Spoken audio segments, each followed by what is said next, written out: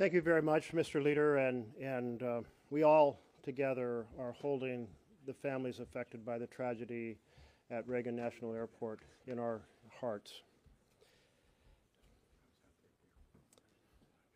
But we stand here now to convey a very important message to America, that Mr. Russell Vought is dangerously unfit to serve as director of OMB.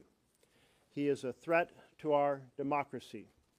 He is the brains behind the dead of night directive that destroyed all these programs for families across America.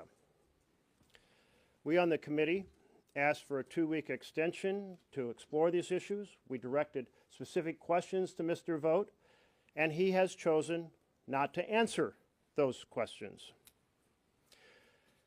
With the committee deciding, the majority deciding to hold the vote now, at this moment, as private room off the floor of the Senate chamber, we're here to say that is not okay. This nomination is so troubling that certainly the discussion between the public, between the members of the committee, should be held in public. And we should benefit from each other's concerns and perspectives before a vote is held. But both of our requests, an extension and a public debate and discussion before the vote, were rejected, and thus we stand here rather than participating in the sham process in secret off the floor of the Senate chamber. Mr. Vought has done so many things that make him dangerously unfit. He illegally held up military aid for Ukraine, contributing to President Trump's first impeachment. He coordinated an order at the end of the last Trump administration to strip civil service protections from tens of thousands of nonpartisan, dedicated, capable American government employees. He was thwarted only by the failure of President Trump to win re-election. He supports prosecuting the officials who investigated President Trump.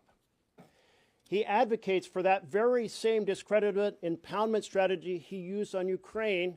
He wants to transfer the power of the purse as constitutionally given to Congress to the president so the president can decide how much goes to each program. This is both breaking the law and the Constitution. He promotes using the military to quell domestic unrest. He calls for drugs used in medical abortions to be banned, and for abortion itself to be banned without exception for rape or incest or the life of the mother.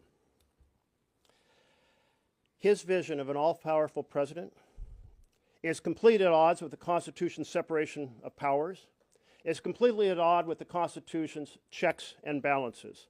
So we stand here to say that not only are his policies a threat to the programs that serve families all across America, but in fact, he is a dangerous threat to our constitutional system of representative democracy. This is why we stand unified and opposed to his nomination.